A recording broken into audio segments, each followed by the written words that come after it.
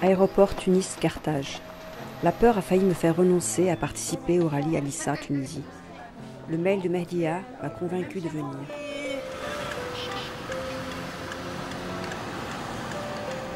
Il a tout intérêt que le rallye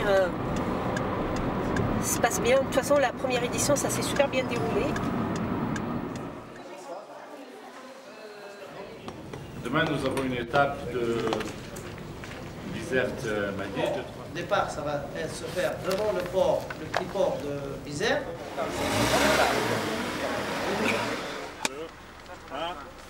Hop là. Bonne journée. Il y a pas mal de policiers, ouais. Bah, tous les ronds-points.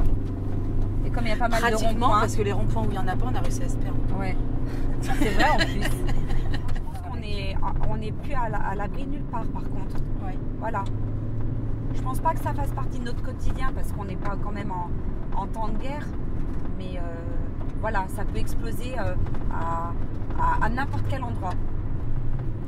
Hier soir, quand on s'est posé dans la chambre, je n'arrivais pas à dormir parce que je pensais à notre journée, à ce qu'on vivait et on s'éclate toute la journée. On n'a pas arrêté hier.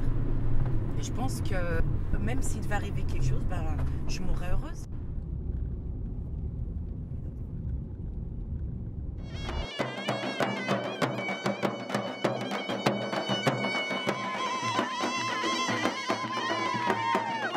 Départ à 8 heures. Pour ceux qui n'ont pas besoin de faire le tailler, le même ordre mais à 8 heures. Même pas peur. Un petit peu, mais pas peur quand même. À aucun moment, je me suis sentie en insécurité. Beaucoup de concurrentes se sont posé la question, je vais y aller, je vais pas y aller. Je vais pas y aller, j'ai peur parce que voilà, j'ai peur que le rallye soit entaché d'un attentat.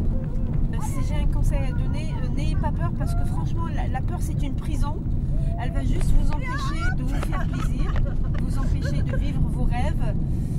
Ne vous enfermez pas vous-même, vraiment. Ne soyez pas votre propre geôlier. Vous vous enfermez puis vous jetez la clé. C'est pas la solution. Je suis Nouria Bourihan, journaliste algérienne. Je travaille à Alger.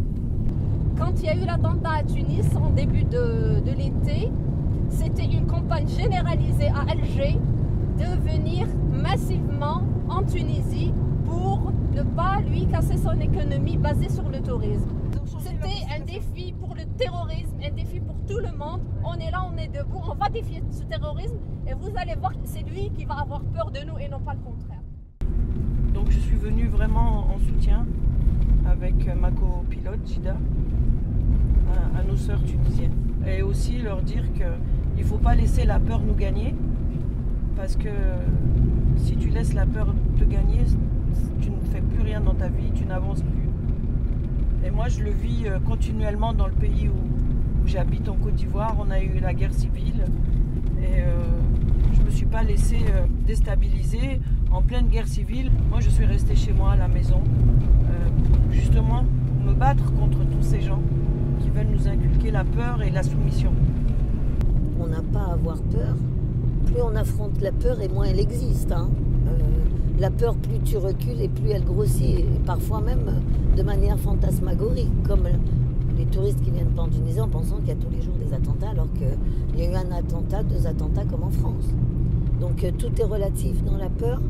Et ça, c'est vrai que c'est en collectif d'abord qu'on peut l'affronter.